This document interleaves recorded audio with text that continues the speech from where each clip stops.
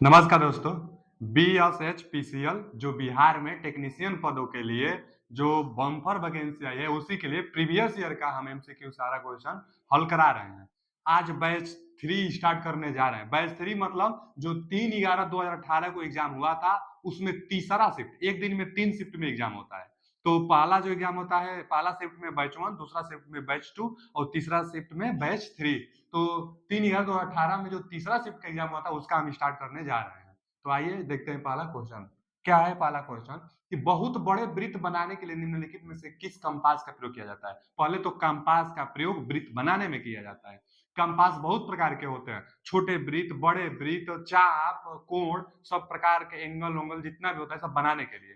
तो कंपास कौन सा है जो बड़ा वृत्त खींच सकते हैं हम लोग।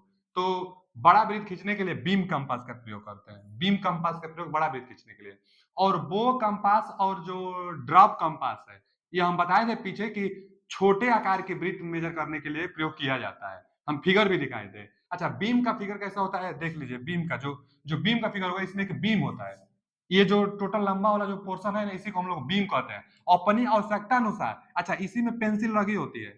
अब अपने आवश्यकता अनुसार बीम पर जो ये पेंसिल लगाने के लिए स्लाइड होती है, इसको आगे पीछे हम लोग कर सकते हैं। अब जितना आकृति में आपको बड़ा, ये फिक्स स्थान है जो कि केंद्र का निर्धारण करेगा, यहाँ फिक्स रहेगा। इसी को आपको रोटेट कराना है। इसको रोटेट कराते जाएंगे, आपका सर्किल, बड़ा सा सर्किल बनता जाएगा। तो बड़ा सर्किल बनाने के लिए बीम कंपास का प्रयोग करते हैं। जो छोटा वृत्त बनाने के लिए प्रयोग किया जाता है उसमें स्प्रिंग लगा होता है। जो बो होता है, बो मतलब धनुष आकार, तो जो बो होता था चाहे ड्रॉप होता था तो उसमें स्प्रिंग लगी होती थी। स्प्रिंग से लॉक करके छोटा वृत्त खींच हम लोग सकते थे।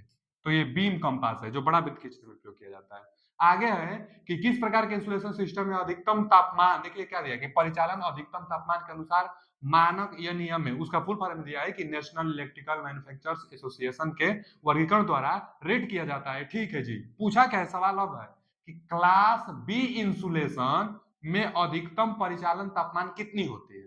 जो इंसुलेशन होता है ना, इंसुलेशन उसका, जैसे वायर है, कोई भी वायर है उस पर इंसुलेशन लगी होती है। तो हर एक वायर पर लगी इंसुलेशन का टाइप है, class A type, class B type, class C type, class E type, class B type. तो हर एक इंसुलेशन का टाइप भी है और टेम्परेचर फिक्स किया गया है। किसके द्वारा? तो नीमा के द्वारा टेम्परेचर फिक्स किया गया है। अच्छा, कितना होगा क्लास बी के लिए टेम्परेचर? तो 130 अंश। यह कैसे पता चला? तो याद करना पड़ेगा, यह फिक्स डाटा है जो इसके अनुसार फिक्स किया गया है कि क्लास बी के लिए 130 अंश ही होगा। जैसे कौन कौन सा है, तो U A B F H C, इतना प्रकार का है। जैसे आगे हम दिखा देते हैं कौन सा इंसुलेशन का टाइप। देखिए इंसुलेशन का type, insulation class Y A E B F H C, इसको याद करना होगा। याद करने के लिए ट्रिक क्या है, जैसे हम लोग जानते हैं ना यूएई, यहाँ यूएई नहीं कहना है, यहाँ वाईएई कहना है। देश का नाम से याद कर लीजिए, वाईएई, वाईएई, वाईएई, उसके बाद B F H C, Y A E B F H C. अच्छा, इसका टेम्परेचर भी याद कर लीजिए। जैसे वाईएई है तो पहला टेम्परेचर 90, इसको सीरियल से याद कर लीजिए, इसको सीरियल से याद कर लीजिए। तो 90, 105, 105 के बाद फिर 120, 130, 155, फिर 180, 180 से ज्यादा। तो क्रम से इसको याद कर लेंगे, इसको याद कर लेंगे तो हो जाएगा यार। अच्छा, इंपोर्टेंट कौन सा है? तो class A, class A type का पूछता है बार बार, तो 105 अंश। क्लास बी का पूछता है बार बार, तो क्लास बी का 130 जो अभी पूछा था। और उसके बाद एक क्लास एफ का भी पूछता है और सी का भी पूछता है। तो सी का 180 से ज्यादा, एफ का 155 और बी का 130। अगर वाई का पूछ देगा तो 95। आगे क्या है कि IEEE के अनुसार कंट्रोल पैनल के लिए इस्तेमाल की जाने वाली मेन अर्थिंग लीड, देखिए यहां पर क्या ध्यान देना है, मेन अर्थिंग लीड का न्यूनतम आकार दिए गए विकल्प में से किससे कम नहीं होना चाहिए। जो विकल्प दिया है इनमें से किससे कम नहीं होना चाहिए। किसका? तो मेन अर्थिंग लीड का। जो मेन अर्थिंग होती है, एक तो घरों में अर्थिंग होती है, एक जो मेन सप्लाई की आती है उसकी अर्थिंग होती है। तो जो घरों की अर्थिंग होती है बाबू, घरों की अर्थिंग 14 HWG से कम नहीं होनी चाहिए। 14 HWG। HWG क्या है? तो standard wire gauge. Standard wire gauge इसका एक मानक है जो तार की व्यास को मेजर करता है। जो इसकी आकृति होती है ना, वो वृत्ताकार आकृति होती है, लेकिन इसमें कट लगाया गया होता है। कट कट इस प्रकार होता है कि एक ज्यादा होल, उससे कम होल, फिर उससे कम होल, उससे कम होल, उससे कम होल, इसी तरह जात जात जात जात एक बार एकदम छोटा एक होल मिलेगा, एकदम छोटा होल मिलेगा। और उसके बाद यहाँ इससे बड़ा, यहाँ इससे बड़ा, इससे बड़ा। अच्छा, कितना टोटल होल होता है? तो 0 से 36, यानी 0 से 36 टोटल 37 होल होगा और 0 से 36 अंक अंकित रहेंगे। अच्छा, 0 किस पर रहेगा? तो जितना अंक में छोटा उसका व्यास उतना बड़ा, यानी इनमें से सबसे बड़ा जो है ना वही 0 अंक होगा। इस पर क्या लिखा होगा? तो 0 अंक। उसके बाद यहाँ 1 2 3 4 5, मतलब जितना छोटा अंक होगा वह उतना बड़ा व्यास मेजर करेगा। सवाल क्या है कि मेन अर्थिंग लीड का न्यूनतम, इसकी इसी को कहते हैं ना standard wire gauge. Standard wire gauge इसको कहते हैं। सवाल क्या पूछा है कि मेन अर्थिंग लीड का न्यूनतम आकार क्या होना चाहिए? मेन अर्थिंग लीड का, घरों की नहीं। हम तो घरों के लिए बताए हैं ना 14 SWG, जो घरों में वायरिंग होती है, कापर चाहे जीआई का। लेकिन 8 SWG होता है मेन वायरिंग का। जो मेन वायरिंग पूछा है ना, मेन वायरिंग लीड का, तो 8 SWG। अच्छा, इसमें सबसे कम 8 है, इसका मतलब इसी का व्यास सबसे ज्यादा है। जितना कम होगा व्यास उतना ज्यादा आएगा। तो इनमें से सबसे कम 8 का है, तो 8 का व्यास इसमें से ज्यादा होगा। यह फिक्स मान है कि मेन अर्थिंग लीड के लिए 8 SWG का प्रयोग किया जाता है। SWG स्टैंडर्ड वायर गेज होता है। आगे क्या है कि एक 11 केवी मतलब वोल्टेज दिया है, 11,000 वोल्ट दिया है, एक 11 केवी और 500 MVA। अच्छा, VA का मतलब वोल्ट गुणे एम्पियर, वोल्ट गुणे एम्पियर तो पावर, शक्ति का मतलब होता है। तो 500 MVA यह शक्ति दिया है, वोल्ट दिया है, शक्ति दिया है, धारा पूछता होगा। सवाल से भी पकड़ लेंगे अब क्या पूछ सकता है। वोल्ट दिया है और पावर दिया है, P बराबर VI से धारा पूछेगा। अच्छा, 11 के भी वोल्टेज 500 MVA, 3 फेज दिया है, ठीक है, कर्ण 3 का गुणा कर लेंगे। 3 फेज सर्किट ब्रेकर किसी प्रदोष के कारण अचानक बंद हो गया, किसी फॉल्ट के कारण 3 फेज अचानक सर्किट ब्रेकर बंद हो गया, तो रेटेड सिमेट्रिकल ब्रेकिंग करंट जो आरएमएस मान में होता ही है का मान बताइए। अच्छा जी, देख लीजिए, इसको हल करने के लिए ना, इसको हल करने के लिए पहले नंबर जो क्या पूछा है कि अचानक सर्किट ब्रेकर जो है किसी दोष के कारण अचानक बंद हो गया, तो रेटेड सिमेट्रिकल ब्रेकिंग करंट बताइए। करंट हम पहले ही बता दिए, करंट पूछ सकता है, पावर देकर और वोल्टेज देकर करंट ना पूछेगा, तो करंट पूछा है। तो देखिए, ब्रेकिंग कैपेसिटी बोलिए, चाहे मैक्सिमम करंट, चाहे रेटेड करंट, चाहे सिमेट्रिकल करंट, सब एक ही बात हुई। ब्रेकिंग कैपेसिटी चाहे ब्रेकिंग करंट, क्यों? क्योंकि 500 MVA उसकी रेटिंग है, मतलब पावर है, 11,000 वोल्टेज जा रही है, लेकिन किसी फॉल्ट पर वो अचानक बंद हो गया, तो जो फॉल्ट पर अचानक बंद हो वही फॉल्ट तो सिमेट्रिकल ब्रेकिंग, चाहे ब्रेक करने वाला करंट हुआ, तो ब्रेकिंग करंट हम लोग बोलेंगे। क्या बोलेंगे? Breaking current, breaking current, breaking current, चाहे ब्रेकिंग कैपेसिटी, कुछ भी आप बोल सकते हैं। ब्रेकिंग करंट चाहे ब्रेकिंग कैपेसिटी, कितना होता है फॉर्मूला? तो फॉर्मूला होता है कर्ण 3, 3 फेज है इसलिए कर्ण 3। ब्रेकिंग करंट चाहे ब्रेकिंग कैपेसिटी, इसको ब्रेकिंग कैपेसिटी हम कर ले क्योंकि पावर बराबर लिख रहे हैं। ब्रेकिंग कैपेसिटी, ब्रेकिंग कैपेसिटी बराबर माने पावर बराबर कर्ण 3 V गुणे आई, V गुणे आई। हम लोगों से यही आई पूछा है, आई सिमेट्रिकल चाहे ब्रेकिंग करंट जो भी समझिए इसको, मान भर दीजिएगा 500 MVA। 500 MVA है तो मेगा को, M मतलब मेगा, मेगा वोल्ट एम्पियर, तो MVA है तो M को 10 का पावर 6, उसके बाद वोल्ट एम्पियर है तो ठीक है। यहाँ कर्ण 3, यहाँ वोल्टेज भी दिया है 11 के भी, देखिए यहाँ 11 के भी, तो 11 गुणे 10 के पावर 3 कर लेंगे वोल्टेज को। यही ब्रेकिंग करंट हम लोगों से पूछा है। ब्रेकिंग करंट समझिए, चाहे इसको हम लोग क्या कहते हैं, सिमेट्रिकल करंट समझिए। तो आई सिमेट्रिकल चाहे ब्रेकिंग करंट, सिमेट्रिकल चाहे ब्रेकिंग करंट, ठीक है। आई का मान निकालेंगे यहाँ से, तो इसको बाटा में कर लेंगे। ये 10 का पावर 6 है, ये 10 का पावर 3 है, तो यहाँ से कटेगा, 11 से भाग देंगे। सम कितना आ रहा है? तो 26 एम्पियर आ रहा है, इसमें दिया है, ठीक है। 26 किलो एम्पियर, किलो में आएगा क्योंकि 3 पावर यहाँ बचेगा, तो 26 किलो एम्पियर मतलब 26 KA, 26 किलो एम्पियर। तो D option is right answer इसका आएगा। यही ब्रेकिंग करंट पूछा था हम लोगों से ना, ब्रेकिंग करंट हम बता दिया इसका जवाब, तो D option is right answer. Numerical है, न्यूमेरिकल को तो हल करना पड़ेगा। हर शिफ्ट में न्यूमेरिकल आ भी रहा है। अगला क्वेश्चन क्या है कि किसी सर्किट ब्रेकर पर किए गए 60 सर्किट जांच में सिंगल आवृत्ति ट्रांजिएंट पर निम्नलिखित रीडिंग प्राप्त हुआ। एकदम सेम क्वेश्चन बैच 2 में आया था, जो बैच 2 का एग्जाम हुआ था ना उसी दिन, उसमें एकदम सेम क्वेश्चन आया था। हम इसका हल भी करा दिए हैं और बताए थे कि कभी भी रिस्ट्राइकिंग वोल्टेज की बात आ जाए, देखिए हम हल कर दे रहे हैं, 3 बात बताए थे, आज फिर से हम बता दे रहे हैं। कभी भी रिस्ट्राइकिंग वोल्टेज किसकी, देखिए ध्यान से सुनिए, किसकी बात? रिस्ट्राइकिंग, रिस्ट्राइकिंग वोल्टेज, जब इसकी बात आ जाए, वो सामने बात किया था, तो रीस्ट्राइकिंग वोल्टेज की जब बात आ जाए, 3 इंपोर्टेंट बात आपको ध्यान देनी होगी। पहला पूछ सकता है एंगुलर फ्रीक्वेंसी, क्या होता है फॉर्मूला? तो 2 पाई एफ एन, एन इसलिए लगा रहा है नेचुरल के लिए केवल। अच्छा, इसके बराबर एक और फॉर्मूला भी होता है, 1/√में LC होता है। तो ये फॉर्मूला बस एक आप ध्यान लीजिए, यहाँ से कुछ पूछ सकता है।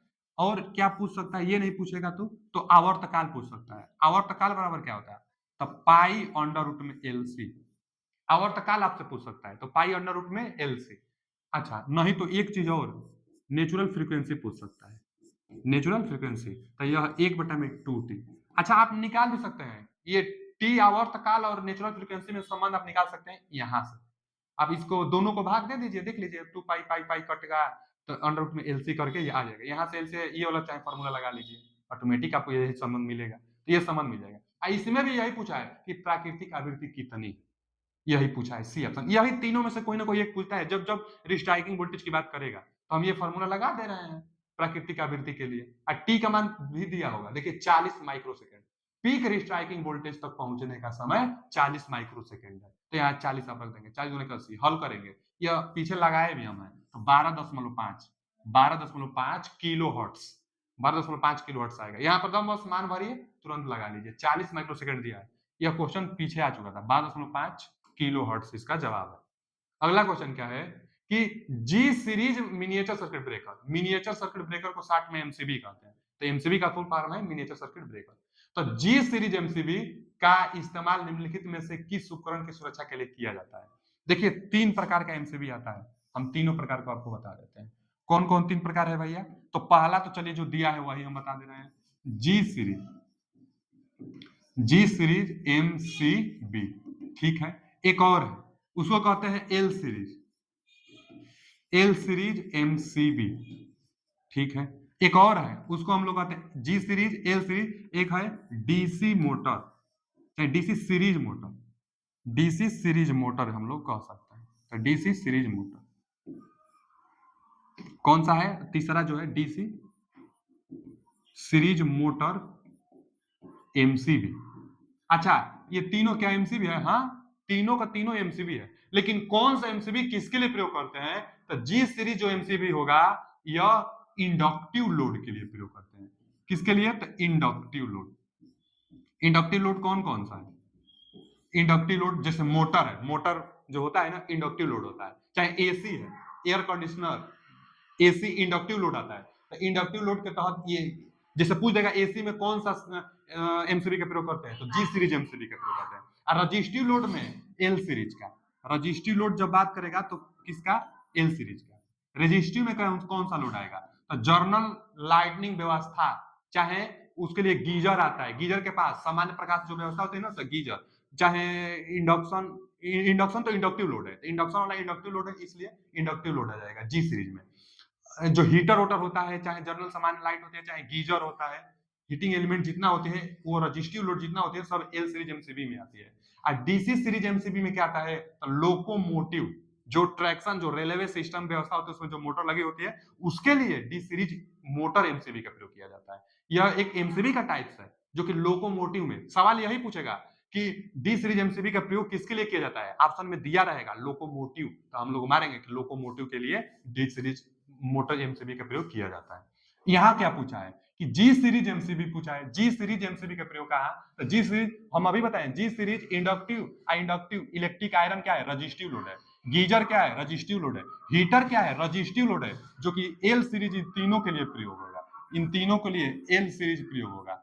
यहाँ पर एयर कंडीशनर के लिए जी सीरीज एमसीबी का प्रयोग होगा। तो यही पूछा है जी सीरीज के लिए, तो D option, D option is right answer. Air conditioner inductive load होता है ना एसी में, एसी में इंडक्टिव लोड होता है, तो उसके लिए जी सीरीज एमसीबी। आगे क्या पूछ देगा कि 1000 एमबी है, फिर पावर दिया 1000 एमबी है, 35 के भी बोल्ट दिया, पावर बोल्ट दिया तो धारा जरूर पूछेगा। पावर 1000 एमबी है और 35 के भी, थ्री फेज सर्किट ब्रेकर की त्रुटि के कारण अचानक बंद हो गई। तो अचानक बंद हो गई तो जो रेटेड करंट होगा उसको निकाल देंगे, भी दिया है और पी दिया है, तो आई निकाल देंगे। लेकिन अचानक बंद हो गई तो रेटेड मेकिंग करंट कितना होगा? अच्छा जी, पीक का मान, मेकिंग करंट पीक के मान में आता है, तो रेटेड मेकिंग करंट पूछ दिया। देखिए एकदम सेम है, आप जैसे करंट निकाले थे ना, एक और अभी पीछे एक सवाल आया था, उसमें हम पहला ही सवाल था जो आज का, उसमें पावर दिया था, वोल्टेज दिया था, हम करंट निकाले थे 26 किलो एम्पियर आया था। अच्छा, इसमें क्या करना है कि अचानक करंट बंद हो जाती है तो करंट का मान तो निकालना होगा। सर्किट ब्रेकर अचानक बंद हो जाती है तो करंट का मान तो निकालना होगा। लेकिन एक बढ़ाकर पूछ दिया है कि मेकिंग करंट बताइए। तो देखिए जो मेकिंग करंट होता है ना, अच्छा कई बार तो यही जो हम लिख रहे हैं ना इसी को पूछ देता है। तो मेकिंग करंट बराबर 2.55 गुणे ब्रेकिंग करंट। जो वही करंट हम लोग निकालेंगे जिस पर सर्किट ब्रेकर ब्रेक कर गई है उसी को हम लोग क्या कहते हैं, ब्रेकिंग करंट। ब्रेकिंग करंट, तो ब्रेकिंग करंट जो निकालते हैं 2.55 गुना कर देंगे तो मेकिंग करंट आ जाएगा। यही मेकिंग करंट पूछा है हम लोगों से। अब पहला जो सवाल था सिर्फ ब्रेकिंग करंट, तो यहाँ पर ब्रेकिंग करंट निकालकर हम लोग 2.55 से गुणा कर देंगे तो मेकिंग करंट आएगा। यही पहले तो इंपॉर्टेंट है, कई बार इसी को पूछ लेता है कि मेकिंग करंट ब्रेकिंग करंट का कितना गुना होता है, तो 2.55 गुना होता है। चलिए हम लोग ब्रेकिंग करंट निकालते हैं। ब्रेकिंग करंट निकालने के लिए पहले तो फॉर्मूला लिख लेते हैं हम। फॉर्मूला लिखने के लिए क्या लिख लेंगे, तो फॉर्मूला लिखने के लिए जो पावर है उसको चलिए हम यही लिख लेते हैं कि P बराबर कर्ण 3 VI। यही है ब्रेकिंग करंट। यह वोल्टेज दिया था 3 फेज के लिए कर्ण 3 लगाया है, और हम यहाँ पर P पावर जो MVA में दिया होगा, तो कितना MVA में दिया है देख लीजिए। जो MVA में दिया है कितना दिया है MVA में, MVA में टोटल जो दिया है यहाँ देखिए 1000 MVA दिया है, 1000 MVA, तो इसलिए 1000 MVA रख लेते हैं, मान भर लेते हैं हम। यहाँ कितना 1000 MVA, 1000 MVA दिया है ना जी, तो 10 के पावर 6 कर देंगे तो VA वोल्ट एम्पियर में आ जाएगा। कर्ण 3 वोल्टेज कितना दिया है, वोल्टेज भी देख लेते हैं। जो वोल्टेज है 33 केवी, यानी 33 केवी, यानी 33 केवी ना, तो 10 के पावर 3 के गुणा कर देंगे। यहाँ पर क्या आई तो निकालना है ना, ब्रेकिंग करंट निकाल कर यहाँ मान भर देंगे, तो आई निकालना है। आई हम लोग निकालेंगे। देखिए आई निकालने के लिए क्या करना होगा कि इसके बटा में इतना को पूरा भेज देंगे, तो 10 के पावर 3 से 10 के पावर 3 कटेगा, 10 के पावर 3 से 10 के पावर 3 कटेगा। उसके बाद फिर ये 3300 से भाग देंगे, कर्ण 3 का मान 1.732 मान भर कर उसके बाद भाग देंगे, तो जो टोटल मान निकल कर आएगा 17.49 आएगा। कितना रहा है, 17.49। अच्छा ये किस में आ रहा है, तो किलो एम्पियर में ही आ रहा है, क्योंकि 3 पावर बचेगा ना जी, 10 के पावर 6 है, 10 के पावर 3 है, तो ये कटा देंगे तो कितना बचेगा, 3 पावर बचेगा, इसलिए किलो में वो आएगा, तो 17.49 किलो एम्पियर। यही है जो ब्रेकिंग करंट है ना, ब्रेकिंग करंट, इसी को यहाँ पर भर देंगे तो मेकिंग करंट आ जाएगा। मेकिंग करंट पूछा तो 2.55 गुणे 17.49, अब मान 2 का गुणा कर देंगे तो लगभग में कितना रहा है, 46.6 के आसपास आएगा। 17×34 और गुणा करेंगे ना इसको तो यही आएगा 46.6 किलो एम्पियर में। यह रीडिंग है वहां से देख लीजिए, इसलिए किलो एम्पियर में आएगा, तो 46.6 किलो एम्पियर। कौन सा option, A option is right answer. आते हैं अगले क्वेश्चन की तरफ। 46.6 किलो एम्पियर। आते हैं अगले क्वेश्चन की तरफ। जो अगला क्वेश्चन है कि इलेक्ट्रिक बेल में किस प्रकार के चुंबक का इस्तेमाल किया जाता है।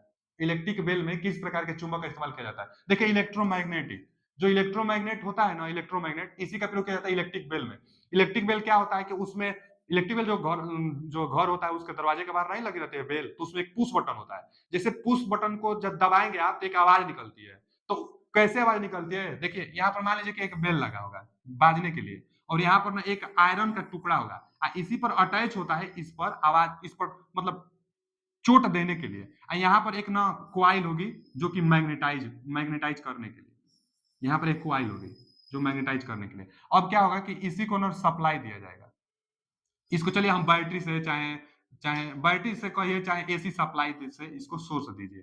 पुश बटन होगा, पुश बटन होगा कहाँ, यहीं पर मान लीजिए पुश बटन होगा, सप्लाई से आएगा, सप्लाई पुश बटन से अटैच होगी। जैसे आप इलेक्ट्रिक दरवाजे जो बेल होती है उसको पुश करेंगे तो सर्किट बंद हो जाती है। जब सर्किट बंद होगी तो जो ये होगा ना क्वाइल मैग्नेटाइज होगी, क्योंकि करंट आएगी तो मैग्नेटिक फील्ड बनाएगी, तो मैग्नेटाइज होगी, और जब मैग्नेटिक फील्ड के कारण जब ये मैग्नेटाइज होकर इस आयरन के पीस को अपनी तरफ आकर्षित करेगी, जब अपने तरफ आकर्षित करेगी तो यहाँ से जो है ना यह इसी में यह जो आवाज करने के लिए जो मेटेलिक प्लेट लगी होगी उस पर टक्कर देगी, जब टक्कर देगी तो आवाज निकलती है। तो इसलिए दरवाजे के बाहर आप जाते हैं तो पुश दबाते हैं तो वो आवाज देगी, उसके बाद कोई नहीं आया तो फिर पुश बटन दबाते हैं तो फिर आवाज देगी।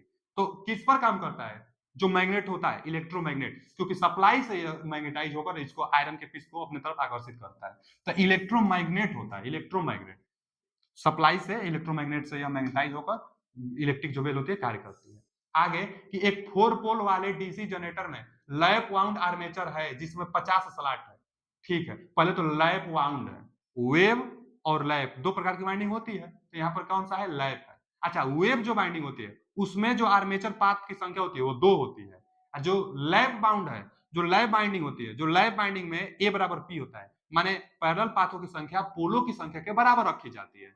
लैप में, तो लैप दिया है, ए बराबर पी होगा, हम लिख भी लेते हैं। लैप के लिए क्या होगा, ए बराबर पी, यानी पोलों की संख्या के बराबर पैरेलल पाथ होता है लैप के लिए। अच्छा, अगर वेव होता तो उसके लिए ए बराबर 2 होता, यहाँ तो लैप है। अच्छा, आगे दिया है कि जिसमें 50 स्लॉट है, स्लॉटों की संख्या भी 50 दी है, ठीक है, और 16 चालक प्रति स्लॉट, प्रति स्लॉट 16 चालक, अब 50 स्लॉट है तो 16 50 यानी 800 टोटल कंडक्टर की संख्या आएगी। टोटल कंडक्टर की संख्या देखिए ना, 16 चालक प्रति स्लॉट, प्रति स्लॉट में 16 चालक, तो 50 स्लॉट में कितना, 16 5 80, 10 800 कंडक्टर की संख्या होगी, जेड का मान। आगे क्या दिया है कि प्रति पोल उपयोगी फ्लक्स, अब प्रति पोल जो उपयोगी फ्लक्स है फाई है, वो फाई भी दिया है, कितना दिया है, तो 30 मिली को 10 के पावर -3 मिली दिया है, तो इतना वेबर, ठीक है जी, इतना वेबर फ्लक्स दिया है।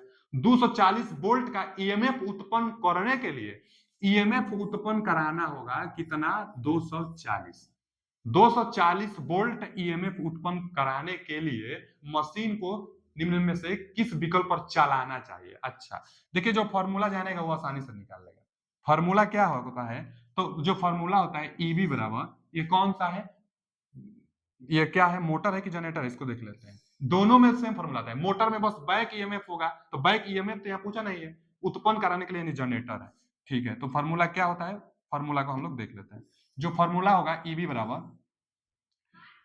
बराबर phi Z N P, EB बराबर फाई जेड एन पी बटा में 60A, यही ना फॉर्मूला है। अच्छा, अगर जनरेटर है तो इंड्यूस ईएमएफ, मोटर होता तो बैक ईएमएफ, तो यहाँ जनरेटर है तभी तो इंड्यूस ईएमएफ इतना कराना है, तो मान भर दीजिए 240, और 240 के अलावा और क्या मान देना है, तो फाई का मान दिया है ना, देखिए 30 गुणे 10 के पावर -3, जेड का मान दिया है ना 800, तो 800 भर दीजिए।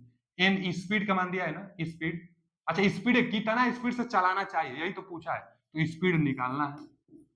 अच्छा, पोलों की संख्या बराबर होती है, लैप बाइंडिंग था तो ए बराबर पी होता है, तो ए बराबर पी तो कट जाएगा, तो हम लिखेंगे नहीं, एन तक हो गया ना, ए और पी नहीं लिखेंगे क्योंकि ये तो दोनों कट जाएगा, अब बटा में 60। अब यहाँ से स्पीडों की स्पीड का मान निकालना है, स्पीड आप निकाले 600 आरपीएम आ रहा है, आप जब निकाल लीजिए कट कुट भी जाएगा सब, यहाँ से स्पीड निकालना पहले तो यहीं से इसको कटा लीजिए, और उसके बाद 6 5 30 कर लीजिए। एन का मान निकालने के लिए यहाँ 80 बचा और 5 × 10 - 3 बटा, बस बटा में भेज दीजिए, आ जाएगा 600 आरपीएम। अच्छा, आरपीएम का फुल फॉर्म भी पूछता है, तो रोटेशन चाहे रिवॉल्यूशन पर मिनट, रोटेशन है रिवॉल्यूशन पर मिनट इसको कहते हैं, तो एन बराबर 600 आरपीएम, तो B option is right answer. बस फॉर्मूला फाई जेडएनपी बटा में 60A याद होना चाहिए। आगे क्या दिया है, उस ट्रांसफार्मर को क्या कहा जाता है जिसमें आउटपुट, अच्छा द्वितीयक वोल्टेज इसके इनपुट मतलब प्राथमिक वोल्टेज से अधिक होता है, द्वितीयक वोल्टेज ज्यादा बोला है, देखिए एक तो N1 प्राइमरी में टर्न की संख्या, N2 द्वितीयक में टर्न की संख्या, तो जिधर टर्न की संख्या ज्यादा होगी उधर वोल्टेज ज्यादा बनेगा, क्योंकि फ्लक्स ज्यादा बनेगा, फ्लक्स ज्यादा बनेगा तो वोल्टेज ज्यादा बनेगा, तो टर्न की संख्या जिधर ज्यादा होगी, अगर बाय द वे N2 मतलब सेकेंडरी साइड में, अगर सेकेंडरी साइड में टर्न की संख्या ज्यादा है तो यहाँ वोल्टेज भी ज्यादा होगा V1 से, और जिस साइड में वोल्टेज, अगर सेकेंडरी साइड में आउटपुट साइड में वोल्टेज ज्यादा होती है तो स्टेप अप ट्रांसफार्मर कहा जाता है, अगर आउटपुट साइड में वोल्टेज कम होता है इनपुट की अपेक्षा तो हम लोग स्टेप डाउन कहते हैं। तो यहाँ बोला है कि आउटपुट का वोल्टेज इनपुट से अधिक है, तो आउटपुट का अधिक है तो step up transformer, output voltage input से ज्यादा हो तो स्टेप अप, अगर कम हो तो स्टेप डाउन, अगर दोनों बराबर हो तो उसको हम लोग कहते हैं रेशियो, आइसोलेटेड चाहे इंसुलेशन कहते हैं उसको, तो एक संबंध एक रेशियो भी आता है ट्रांसफार्मर जिसको आइसोलेटेड कहते हैं, लेकिन यहाँ पर तो ज्यादा दिया है तो स्टेप अप ट्रांसफार्मर, देखिए step up transformer D option is right answer. Output का वोल्टेज द्वितीयक साइड का वोल्टेज ज्यादा, टर्न की संख्या ज्यादा तो वोल्टेज ज्यादा होगी, और करंट का मान कम होगा, यहाँ जो I2 होगा ना वो क्या होगा, कम होगा, प्राइमरी में करंट का मान ज्यादा होता है, तो वोल्टेज अगर सेकेंडरी में ज्यादा है मतलब आउटपुट में ज्यादा है तो स्टेप अप ट्रांसफार्मर होगा। अगला क्वेश्चन है कि एक ट्रांसफार्मर कोर लेमिनेटेड किस लिए की जाती है, तो भैया जो ट्रांसफार्मर बनाई जाती है ना, ट्रांसफार्मर जो बनाई जाती है, जो ट्रांसफार्मर बनाई जाती है वो हम लोग को पता है कि जो ट्रांसफार्मर होता है वो 3D पिक्चर होता है। अच्छा, इसमें जो ये जिस पर बाइंडिंग हम लोग करते हैं तो ये कोर होता है ना, ये पतला पतला लेमिनेटेड होता है, पतला पतला लेमिनेटेड, इसी पर मान लीजिए बाइंडिंग करते हैं हम लोग, इधर इसी पर मतलब बाइंडिंग करते हैं, तो यह जो कोर लगाई जाती है ना पतला पतला बारीक बारीक लगाई जाती है, इससे क्या होता है, पतला पतला बारीक बारीक लगने से ईडी करंट का मान कम होता है। क्यों? क्योंकि ईडी करंट मोटाई पर निर्भर करता है कोर की। क्या होता है फॉर्मूला ईडी करंट का? तो ईडी करंट का जो फॉर्मूला होता है के F square T square F square T square. उसके बाद फॉर्मूला देख लीजिए, जो ईडी करंट का फॉर्मूला होता है हम लिख देते हैं। ईडी करंट का फॉर्मूला, ईडी करंट का जो फॉर्मूला होता है के ई बी मैक्सिमम, जो चुंबकीय फ्लक्स होती है तो बी का मैक्सिमम मैग्नेटिक फील्ड का स्क्वायर, उसके बाद एफ फ्रीक्वेंसी का स्क्वायर, उसके बाद टी का स्क्वायर, उसके बाद इनटू वी। वी वॉल्यूम है, आयतन है। तो टी क्या है? कोर की मोटाई को टी कहते हैं। अब यह मोटा होगा तो ईडी करंट ज्यादा होगा। इस लेमिनेटर मतलब पतला पतला करके एकदम बारीक बारीक करके लगाइए इसको कोर को। तो जब टी पतला पतला होगा तो ईडी करंट भी कम होगा, और जब ये मोटा होगा तो ईडी करंट ज्यादा आएगा। तो कोर लेमिनेशन क्यों की जाती है? कोर आइसो देखिए लेमिनेटेड क्यों की जाती है? कोर इज लेमिनेटेड किस लिए? कोर को लेमिनेटेड किस लिए करते हैं? ईडी करंट को कम करने के लिए। यही ऑप्शन है, D option, reduce eddy current losses. Eddy current losses को कम करने के लिए पतला पतला प्रयोग किया जाता है कोर का। अगला क्वेश्चन क्या है कि एक 3 फेज 8 पोल इंडक्शन मोटर को 400 वोल्ट और 50 हर्ट्ज की आवृत्ति से रोटेट की जाती है और इसकी स्लिप भी 4% है, तो रोटर की स्पीड बताइए। स्लिप दिया है, रोटर की स्पीड पूछा है। एक ही फॉर्मूला, स्लिप के लिए एक फॉर्मूला आता है। इंडक्शन मोटर तो हार्ड है नहीं होता है। इंडक्शन 3 फेज जो इंडक्शन मोटर है, चाहे सिंगल फेज इंडक्शन मोटर, बहुत बहुत इजी है चैप्टर है। फॉर्मूला बस बहुत कम है। क्या है? स्लिप बराबर फॉर्मूला तो ns माइनस nr बटा में ns, यही तो बस एक फॉर्मूला है। स्लिप दिया है। अच्छा, सिंक्रोनस स्पीड दिया है, रोटर स्पीड आपसे पूछ रहा है कि स्लिप 4% है तो रोटर की स्पीड बताइए, nr का स्पीड आपको बताना है। अच्छा, स्लिप दिया है क्या? 4% दिया है। सिंक्रोनस स्पीड कहां दिया है? तो निकाल लीजिए। 3 फेज 8 पोल इंडक्शन मोटर 400 वोल्ट और 50 हर्ट्ज की आपूर्ति से काम करता है। देखिए ना, सिंक्रोनस स्पीड निकालने के लिए, सिंक्रोनस स्पीड निकालने के लिए फॉर्मूला हम बताए थे कि 120 एफ बटा में पी। यहां से 120 एफ का मान दिया है 50 हर्ट्ज और पी दिया है 8 वोल्ट, तो कितना आता है? 8 वोल्ट दिया है। हम लोग निकाल लेंगे 750 का। देखिए अभी हम कटा रहे 4 दूना के 8, 4 तिहाई 12, 4 दूना के 8, 4 तिहाई 12। इसको हम लोग कटा लेंगे 15 बार में। अब 15 पचे 75, तो 750 आरपीएम। अच्छा, याद भी कर लीजिए ना, ये 8 पोल के लिए कितना दिया है? 750 आरपीएम। 2 पोल के लिए 3000, 4 पोल के लिए 1500, उसी तरह फिर 6 पोल के लिए 1000 आरपीएम और 8 पोल के लिए 750 आरपीएम। याद भी कर लीजिए, नहीं तो निकाल भी सकते हैं इस फॉर्मूला से। तो 750 आरपीएम दिया है और स्लिप दिया है, हम मान इसी पे भर रहे हैं। अच्छा, इसी को एक और फॉर्मूला बना दिया जाता है। क्या? इस पे इधर गुणा करिए, एस एन एस बराबर N S minus N R, इसको भी इधर बुलाइए। चाहे यह इसको यहाँ रहने दीजिए, इसको उधर और इसको इधर बुलाइए। देखिए एन आर इसको ज्ञात करना है तो इस साइड लाइए, एन आर यहाँ लाइए। एन एस है इस साइड, क्या है? एन एस है। इसको भी उस साइड भेजिए तो एस एन एस, यहाँ से एन एस कॉमन कर लीजिए तो एन आर बराबर एन एस अगर कॉमन कर लेंगे तो 1 माइनस एस। यही फॉर्मूला बताया जाता है कि याद कर लीजिए रोटर स्पीड के लिए एन एस बराबर 1 माइनस एस, जबकि यही एक फॉर्मूला होता है। चलिए इसी पर हम भी मान भर दे रहे हैं, तो मान भरेंगे। सिंक्रोनस स्पीड कितना है? 750 गुणे 1 माइनस स्लिप, क्या है? तो 1 माइनस स्लिप है, 1 माइनस स्लिप। तो चलिए स्लिप कितना दिया है? 4% दिया है, 4% स्लिप दिया है। तो 4% का मतलब देखिए 1 माइनस 0.04, 4%, इसी को ना 10.04 को नहीं 4% बटा में 100 होता है, तो 2 अंक पर 10 लगाने के लिए 10.04, यहाँ से 1 में से घटा लीजिए तो 750 गुणे 1 में से 10.4 घटेगा तो 10.96, 10.96 रहेगा तभी तो फिर 100 पूरा करके 1 होगा, तो 10.04 घटाएंगे 10.96, इसी को गुणा कर लीजिए। 720 आरपीएम आ रहा है, 720 आरपीएम, 720 आरपीएम दिया है ए ऑप्शन। क्या भैया ध्यान क्या देना है? बस एक फॉर्मूला, सिंक्रोनस स्पीड तो आप निकाल ही लेंगे, तो 720 आरपीएम आ रहा है। अगला क्वेश्चन क्या है कि चलते हुए मोटर के घूर्णन की दिशा को उल्टा करने के प्रयास को निम्नलिखित में से क्या कहा जाता है? जो इलेक्ट्रिक मोटर होता है, कोई भी इलेक्ट्रिक मोटर हो, उसकी ब्रेकिंग 3 प्रकार से की जाती है। इलेक्ट्रिक ब्रेकिंग 3 प्रकार से होता है। कौन कौन है इलेक्ट्रिक ब्रेकिंग 3 प्रकार से? तो इलेक्ट्रिक ब्रेकिंग जो 3 प्रकार से है, प्लगिंग है पहला, दूसरा जो है रिहोस्टेटिक, चाहे डायनेमिक ब्रेकिंग कहते हैं, और जो एक तीसरा है रीजनरेटिव ब्रेकिंग कहते हैं। तो देखिए प्लगिंग जो ब्रेकिंग होती है, प्लगिंग ब्रेकिंग, यही सबसे अच्छा मान लीजिए, क्योंकि यह तुरंत ब्रेक लगाने का काम करता है। क्यों? क्योंकि इसमें टार्क की दिशा बदल दी जाती है। टायर की दिशा बदलने का आशय यह है कि रोटेशन की दिशा बदल दी जाती है। अगर मोटर इस तरह रोटेट कर रहा है, क्लॉकवाइज मान लीजिए मोटर रोटेट कर रहा है, तो प्लगिंग की व्यवस्था में एंटी क्लॉकवाइज कराने का काम करता है। तो अचानक जब क्लॉकवाइज घूम रहा है, जब सप्लाई फील्ड वाइंडिंग की सप्लाई आप बदल देंगे तो टायर की दिशा बदलेगी। जब टायर की दिशा बदलेगी तो ऑटोमेटिक कुछ ही पल में अचानक वह जीरो टायर हो जाएगा, क्योंकि रिलेटिव मोशन के कारण कुछ समय बाद तुरंत वह जीरो हो जाएगा, क्योंकि टायर ही अब पहले की अपेक्षा विपरीत दिशा में लग रहा है। तो प्लगिंग, यही सवाल भी था कि चलते हुए मोटर की घूर्णन की दिशा को उल्टा करने के प्रयास को क्या कहते हैं? तो प्लगिंग कहते हैं। प्लगिंग चलते हुए मोटर की घूर्णन की दिशा को उल्टा करने का काम करता है। यह एक ब्रेकिंग होता है। अच्छा, एक और हम ब्रेकिंग बताए थे, डायनामिक ब्रेकिंग, चाहे इसी को रियोस्टेटिक ब्रेकिंग कहते हैं। तो जो रियोस्टेटिक ब्रेकिंग चाहे डायनामिक ब्रेकिंग होता है, इसमें ना रियोस्टेटिक के नाम से पता चल रहा है कि ड्रॉप कराई जाती है, वोल्टेज को ड्रॉप करा के तब तो बर्बाद होता है। अब वोल्टेज बनाया गया है तो अब मोटर चल रही है और वोल्टेज को आप ड्रॉप कराएंगे तो एक लॉसेस है, इसका ज्यादा प्रयोग नहीं किया जाता है। एक होता है रीजनरेटिव ब्रेकिंग। तो रीजनरेटिव ब्रेकिंग में मोटर को जनरेटर की भांति बिहेवियर कराई जाती है। इसका प्रयोग ढलान क्षेत्रों में किया जाता है। जैसे ट्रेन खूब हाई स्पीड से जा रही है, अब ढलान स्पीड में ट्रेन को जाना है, तो अब क्या करेगा कि हाई स्पीड है और ढलान में जाना है, तो जो मोटर ज्यादा स्पीड आ गई है अब उसी को जनरेटर की भांति बिहेवियर कराकर और पावर ग्रिड को सप्लाई दे देंगे, जिससे पावर ले रहे हैं उसको उल्टा सप्लाई दे देंगे, चाहे अपनी सप्लाई बनाकर और आगे जो सर्किट कंप्लीट कराते हैं जहां सप्लाई की जरूरत होती है उसको दे देते हैं कुछ पल के लिए। तो रीजनरेटिव ब्रेकिंग माने ब्रेकिंग भी काम हो रही है और रीजनरेटिव मतलब बिजली भी जनरेट कर रही है वही मोटर। तो रीजनरेटिव ब्रेकिंग है। डायनेमिक में ड्रॉप और प्लगिंग में डायरेक्शन चेंज कर दी जाती है। तो इसका plugging option is right answer.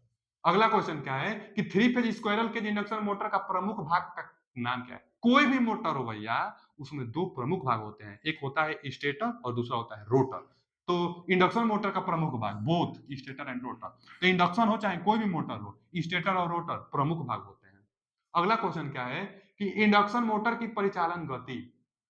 अच्छा, इंडक्शन मोटर की गति के बारे में इनमें से कौन सा सही होगा? पहला दिया है कि increase with the increase of load, ना लोड बढ़ाएंगे तो इंक्रीज उसकी गति बढ़ेगी।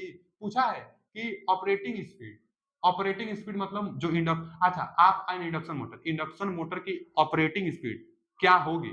लोड बढ़ाने के साथ बढ़ेगी तो गलत कर रहा है, घटती है। लोड मोटर पर जो घरों में मशीन है ना वही है, जो घरों में मोटर है वही है इंडक्शन मोटर।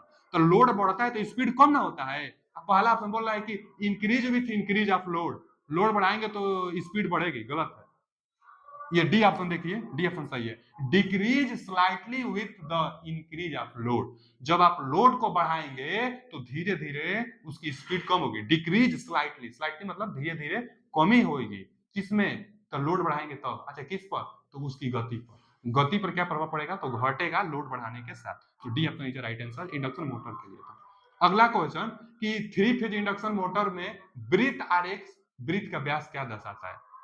देखिए जो इंडक्शन मोटर होता है ना, three phase induction motor, three phase जो इंडक्शन मोटर होता है उसके लिए एक सर्किल डायग्राम आता है। जो सर्किल डायग्राम आता है, सर्किल डायग्राम, देखिए यहाँ 90 अंश बना रहा है ना, तो एक सर्किल डायग्राम आता है। Circle diagram three phase induction motor में एक सर्किल डायग्राम बनता है। और सर्किल डायग्राम का जो व्यास होगा, जो सर्किल डायग्राम का व्यास होगा, यह व्यास किसको मेजर करता है? तो रोटर करंट को। अब सर्किल डायग्राम विभिन्न पैरामीटर जो होंगे सर्किल डायग्राम से भी ज्ञात किया जा सकता है। जैसे इक्विवेलेंट सर्किट से, इक्विवेलेंट सर्किट से हम लोग थ्री फेज इंडक्शन मोटर को एक एक चीज समझ सकते हैं। ठीक उसी प्रकार सर्किल डायग्राम से भी थ्री फेज जो इंडक्शन मोटर उसके एक एक पार्ट को आसानी से समझा जा सकता है, जो कि यह डिप्लोमा में भी नहीं है, शायद बीटेक में है। तो यह क्या करता है कि सर्किल डायग्राम हर एक पैरामीटर को बता देता है। सर्किल डायग्राम जैसे इक्विवेलेंट सर्किट बताता है, ठीक इक्विवेलेंट सर्किट की तरह सर्किल डायग्राम भी होता है, विभिन्न पैरामीटर को बता देता है। इसका व्यास, सर्किल डायग्राम का जो व्यास होगा, सर्किल डायग्राम का जो व्यास होगा वो रोटर करंट को मेजर करता है। तो ठीक है, आज के लिए इतना ही, मिलते हैं अगले वीडियो में आगे का पोर्शन लेकर। थैंक यू, धन्यवाद।